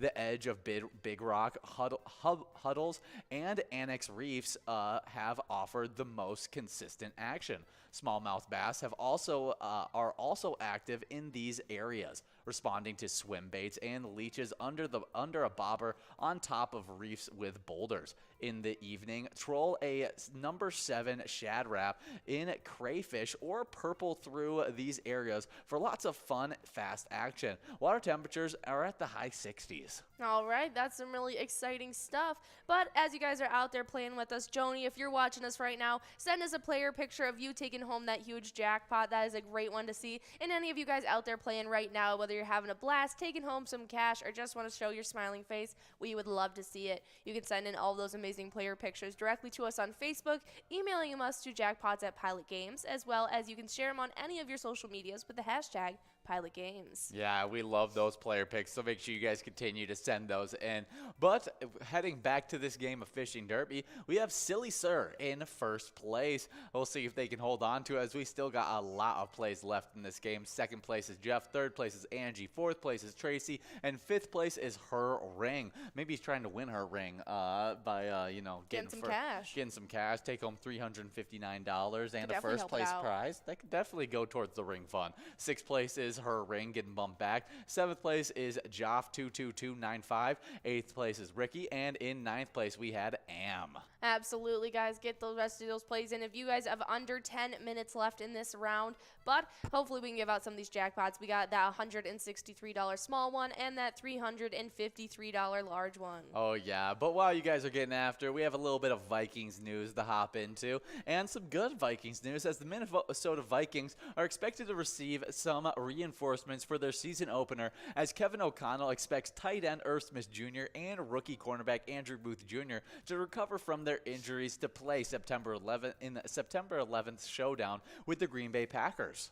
All right, that's some really exciting stuff. I can't wait to see what that happens. Yeah, I mean, that's big-time players that are at a depth at the cornerback position. Even if Andrew Booth Jr. isn't slated to be a starter for our team, having him at the depth of the cornerback position is huge. And Irv Smith Jr. is definitely our #1 tight end, and having him a part of this pass-happy offense that I think Kevin O'Connell is going to be bringing over, I think should be some really, really good stuff. Absolutely. What I'm mostly excited for is Dalvin Cook, though.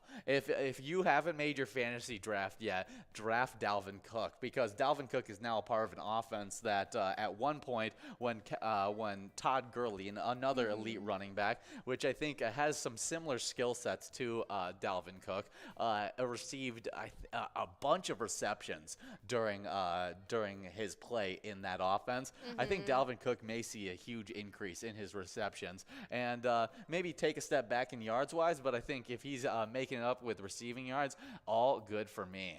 Absolutely. Well, if you guys want to be watching them, their next preseason game is happening in just 3 days on August 27th, Saturday at 8 p.m. They're going to be going up against the Broncos. That should be some really, really fun stuff for that preseason game. Yeah, it's the last preseason game before the official season kicks off. That is some crazy stuff. I can't wait to see our Vikings actually get that out there on the field. And I'm really excited to see that Green Bay Packers game, as we're going to actually be there live for the game. Oh, absolutely. It's going to be a lot of fun. Yeah, but we got 3 intriguing Vikings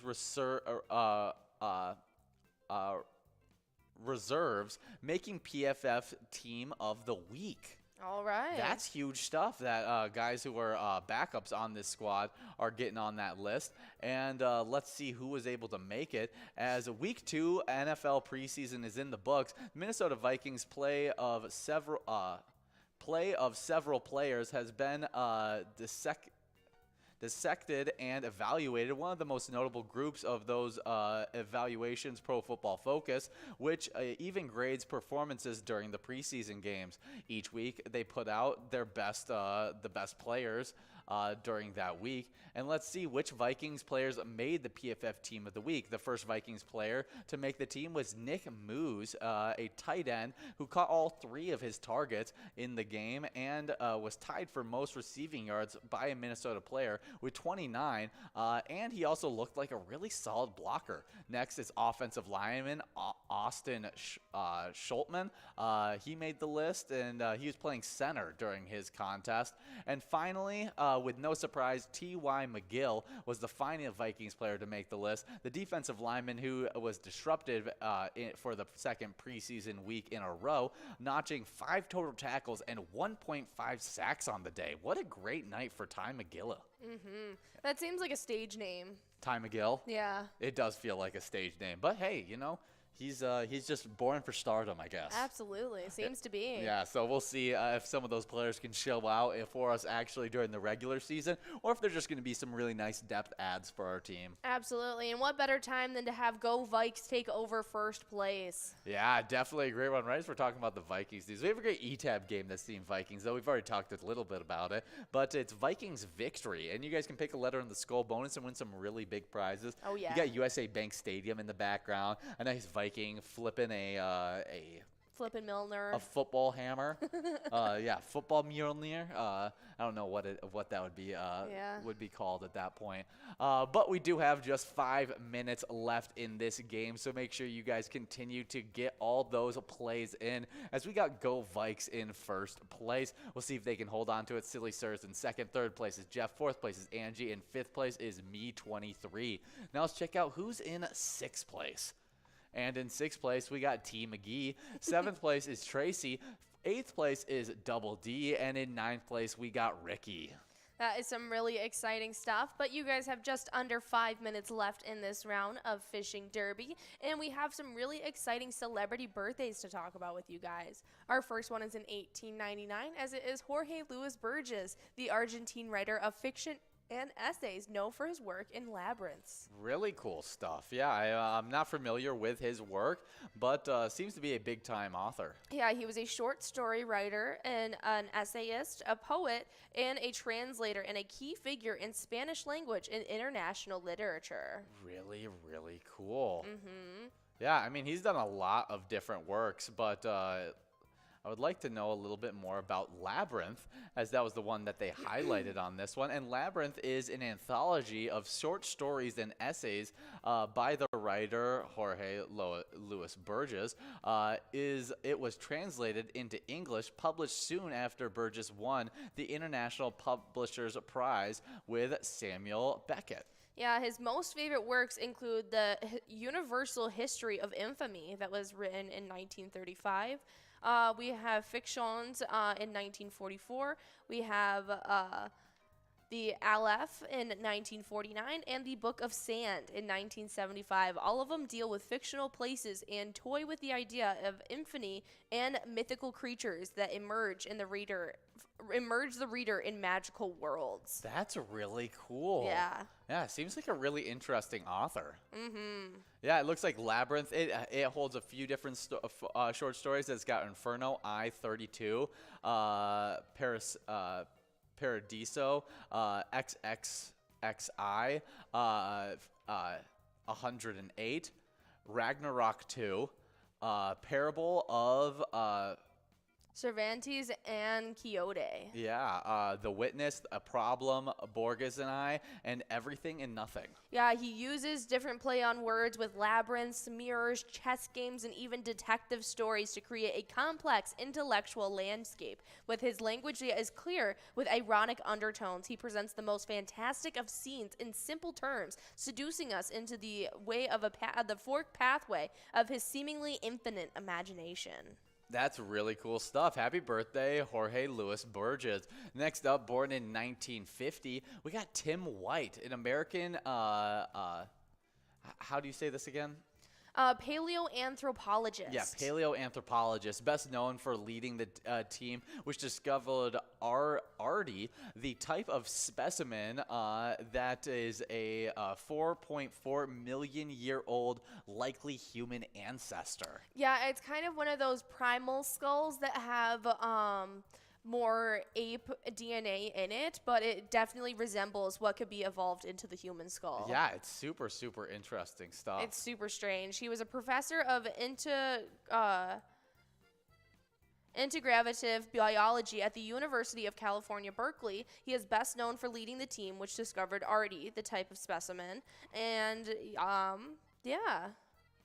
Very cool stuff. Yeah, and if you're wondering what an Artie is like, they weighed about 50 kilograms, 110 pounds, and could be up to 120 centimeters, 3.9 feet tall. Although Arby had both opposable big toes and thumbs in order to climb trees, it is speculated that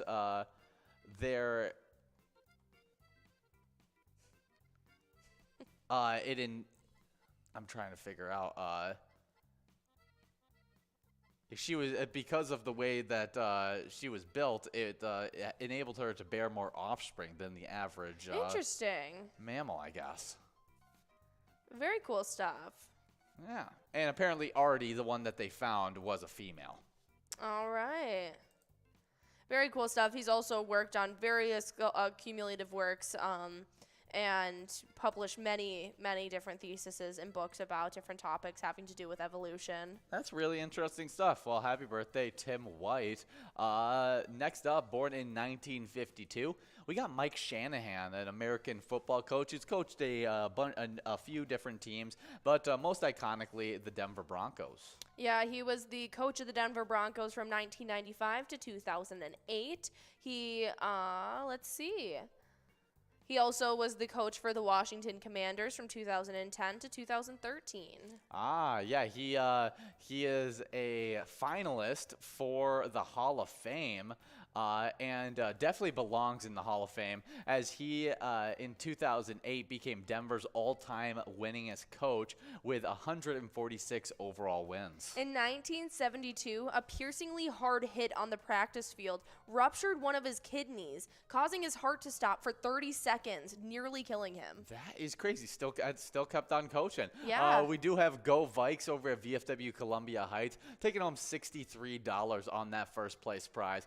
Good job, Go Vikes, as we are now getting back into a little bit of Wipeout Blackout action. We got 2 games of Wipeout Blackout in this one, but we'll get those top 10s to you guys in just a little bit as we continue to talk about all the celebrity birthdays and stuff like that. Absolutely. Mike Shanahan actually had 146 overall wins.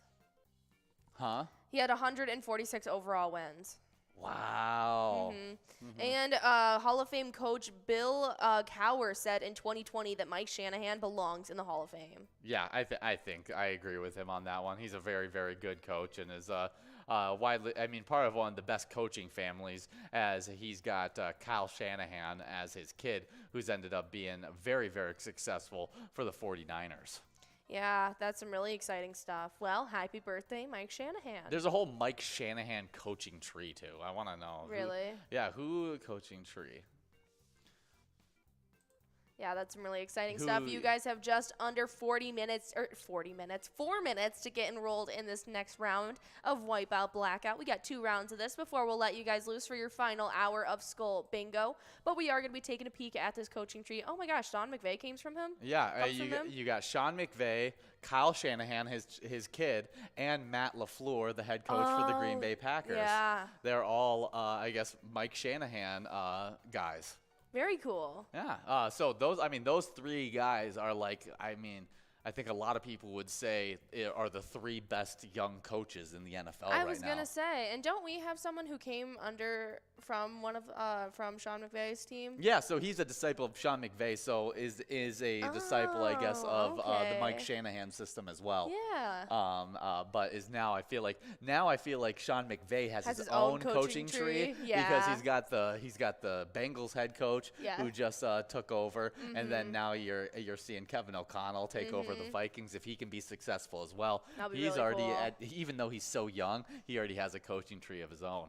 Absolutely. That's some really cool stuff. Well, happy birthday, Mike Shanahan. Next up in 1957, we have Stephen Fry, the American comedian. He's a writer and actor known for Blackadder as well as QI. Yeah, definitely a comedian that I recognize, but I don't know what I recognize him from, to be honest. Oh, yeah. He does work in The Sandman that just came out recently, V for Vendetta, the Sherlock Holmes with Robert Downey Jr. in them. He's done work with Bones and also the Hobbit series. Hitchhiker's Guide to the Galaxy he did work in. Yeah, I'm trying to see if there's any photos of where I recognize him in films, but I don't think there is. Yeah, I just don't know where I know him from. Yeah, I'm with you there. We know his face and everything, but yeah. Yeah. See if there's anything. Yeah, I'm not too sure. We are closing in on the final minute to get enrolled, as we have over $11,453 in total prizes. You have 8.5 minutes left in these rounds once we finally get this game kicked off. So make sure you guys are getting enrolled and ready to try and take home some of this cash. Yeah, definitely some great stuff there. Happy birthday, Stephen Fry. Next up, born in 1916, we got Cal Ripken Jr., an American Baseball Hall of Fame shortstop, has the MLB record for consecutive game streak playing for the Baltimore Orioles. Absolutely. Happy birthday, Cal. Yeah, just very, very impressive resume. And let's find out some facts about Cal Ripken Jr. And let's see, I want to find. Okay, 8 amazing facts First one being is that Kyle Ripken's 2,632 game streak. That record is absolutely ridiculous. And passed up Lou Gehrig, who had 2,130,000 games, and nobody thought that anyone was going to beat him. They thought that was an unbeatable record. It should have been. That's insane. That is crazy. At one point in the streak, Ripken played 8,243 consecutive innings, shattering the previous record of 5,152 innings. So he passed it by over 3,000 innings. That's crazy. Ridiculous. That is absolutely crazy. Well, we do have a line prize going out in this game, though. That's right, Angie over at Leo's Bar Newmarket is taking home that $27 line prize. We have $8,962 on that large frame and $1,373 on that jackpot. Definitely some great stuff there. But some other Kyle Ripken facts. How long is 2,632 games? That total alone is more than all but 27 Hall of Fame position players logged in their entire careers. It's more games than Babe Ruth played, excluding his time as a pitcher. The same goes for other all-time greats like Roger Hornsby, Mickey Mantle, and Mike Schmidt. So these guys, his streak of games was longer than their entire career of games. Ridiculous. That's insane. And we'll go over one final fun fact. All right. Well, Ripken played alongside 150 Oriole position player teammates in the field during that streak, with Brady Anderson playing the most games of anyone other than Ripken on the playing position, or on a fielding position, and he played 1,283 games. That is really, really crazy stuff. Happy birthday, Cal Ripken Jr. Next up in 1965, we have Marlee Matlin, the American actress and the only deaf performer to win an Academy Award. She was in A Child of a Lesser God. Yeah, we do have a large frame winner taking home $43. It's Kerr Jen over at Shiners Jenkins. Great win for Kerr Jen. And now working on a $54 must-go coverall prize. We got a players one ball away. And there it is, Sean over at Clearwater Legion Post and Kerr Jen over at Shiners and APPPPPP, all splitting up that $54 must-go prize. Nicely done to our winners in this game of Wipeout Blackout. We're about to be getting rolled in our final game of Wipeout Blackout for you guys tonight. Yeah, getting rolled, press play. We want to give out a great prize in this game. But we're talking about Marlee Matlin, the really great performer who is the only deaf actress to win an Academy Award. Yeah, she's 57 years old today, and I grew up watching her in a TV show called Switched at Birth. That's interesting. Yeah, that came out in 2011 through 2017. That was a really good show. It was about two girls who accidentally were swapped at the hospital and raised in each other's families, and they meet when they're 16, and she does a DNA test. And one of the main characters is deaf, and so this actress, Marlee Matlin, ends up being a woman who helps her along the way. Okay, that's really, really cool. I might have watched her in Eddie's $1 Million Cook-Off. I think I missed that one. That might be one that I watched her in. But yeah, some really big names in it. It does. It's one of those classic kid Nickelodeon like Disney movies that came out during that time, like That's Hatching Pete and stuff. Yeah, I missed out on that one. Yeah, definitely some great ones there. But we do have our top 10 from Fishing Derby that we want to talk about. Yeah, I wasn't sure if we went over it or not. I don't think we went over the top 10 in Fishing Derby. All right, well, I'll talk about those players before you guys get enrolled in this final round. And in 10th place, it was Ricky over at Neeson's Gaylor taking home $38. Getting to win $38 in 9th place, it was PLMCRZZ22 over at Stoney's Bar. 8th place was Tracy over at the Poorhouse of Clark's taking home $38. Getting to win $38 in 7th place, it was T. McGee over at Castaway Cushing's. Then in 6th place, we had Dart over at Howie's Sports Bar and Grill taking home $38. Getting to win $38 in 5th place, it was Jeff over at Spunky's. Then in 4th, it was me, 23, over at MC's Dugout taking home $50. Then $57 went out to our 3rd place player, Silly Sir, over at Trails Drill.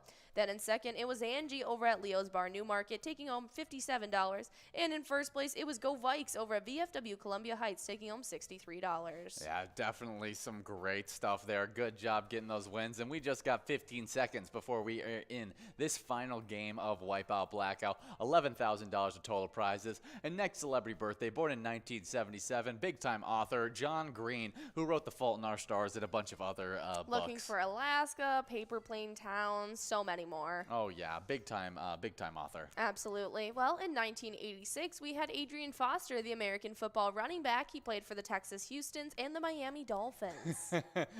Houston Texans. What did I say? Texas Houstons. Oh my gosh.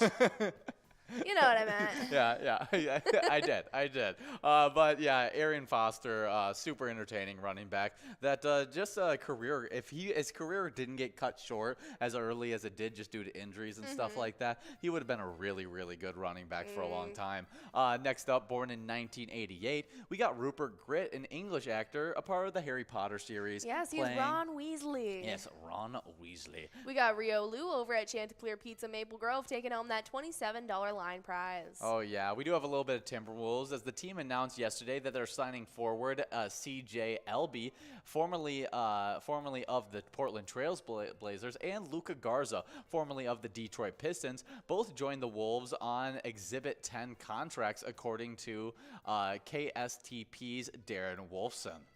Yeah, by signing both to those Exhibit 10s, Minnesota can convert either deal to a two-way contract. Ah, cool stuff. Well, definitely some good news for our Timberwolves. Yes, but we have come time where we want to highlight something that you guys can check out at the Minnesota State Fair, and that's a food, and it's called the French Meadow Vegan Entrees, and this is highlighting their Earth Sliders. There is the Earth Sliders and the Meatball Marinara Sliders. The Earth Sliders are a marinated, battered, and crispy fried chicken patty topped with homemade, slightly spicy secret sauce, shredded lettuce, and a homemade cucumber pickle that has been marinated in turmeric, garlic, sweet onion, and it's served on a grilled bun. That sounds delicious, but if you guys want to try the meatball marinara, they're Italian herb seasoned meatballs browned and sauteed in a house-made garlic and oregano red marinara sauce topped with plant-based Parmesan cheese and fresh parsley, served on a slice of grilled sourdough bread. That is awesome Sign me up. stuff.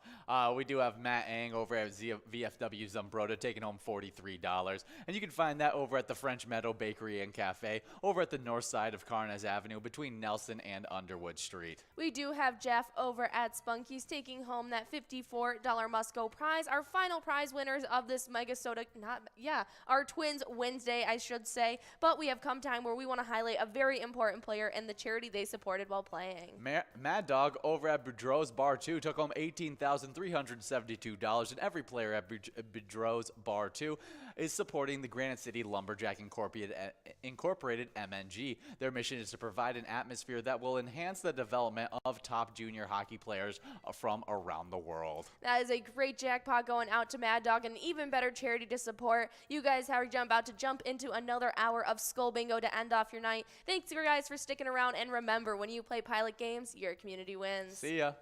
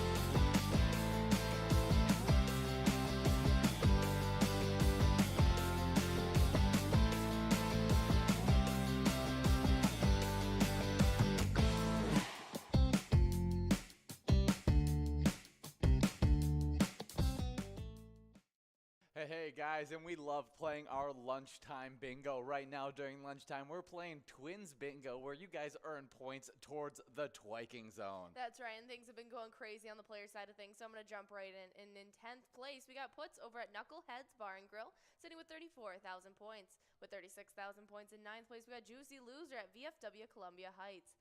8th place, it's with Tez at Poppers with 53,000. Then a big jump to 75,000 points for the 7th place player, Red at American Legion Fridley. 6th place is Caribou over at Cooper's Restaurant with 84,000. Then with 87,000 in 5th place, it's Mikey Wins at Steve-O's. Then in 4th place, we got Nan at Corky's Bar in South Haven with 90,000 points. Then with 107,000 points in 3rd place, we got Scrub Eye at VFW Blaine. 2nd place is Sin Bob over at Corky's Bar South Haven City with 121,000. And then with 123,000 right ahead of him in 1st place, it's Loser Dave at VFW Spring Lake Park. What a great player standings. But on the location side, it's just as competitive as well. And in 10th place, we got the Floppy Crappie of Pokegama Township with 40,000 points. With 49,000 points in 9th place, we got Cooper's Restaurant in Egan. 8th place is Carboni's Pizza CR Billiards in Coon Rapids with 32,000 points. With 70,000 points in 7th place, we got Miniger Sports Hub in La Crescent. 6th place is Our Place on 3rd and Faribault with 83,000 points. With 129,000 points in 5th place, we got VFW Blaine. 4th place is Poppers in Virginia with 141,000 points. With 203,000 points in 3rd place, we got Corky's Bar South Haven. 2nd place is American Legion Fridley with 236,000 points.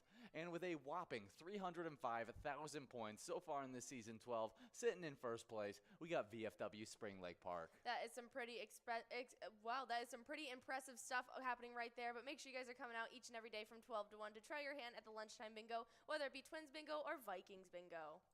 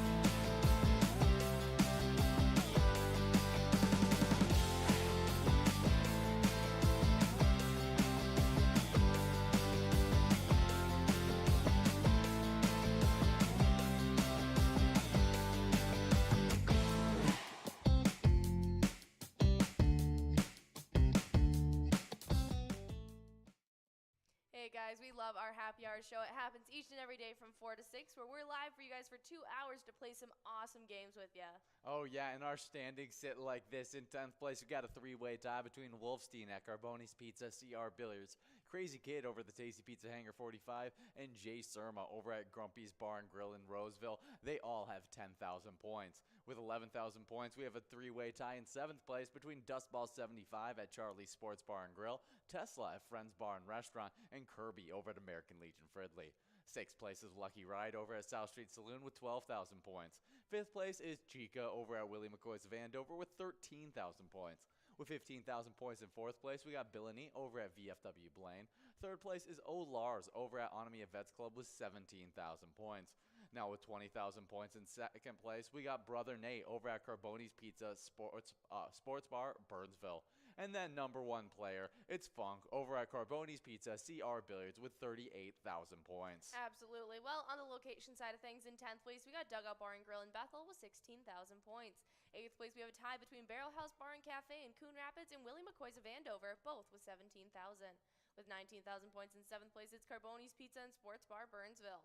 6th place is VFW Blaine with 23,000. Then with 26,000 in 5th place is Tasty Pizza Hangar 45 in Hilltop.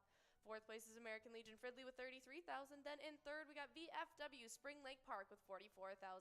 With 46,000 points in 2nd place, it's Onomia Vets Club. And then in 1st place, it's Carboni's Pizza, CR Billiards in Coon Rapids with 80,000 points. Definitely some great stuff there, and we're super excited to see any kind of shakeups that are going to happen in these happy hour standings.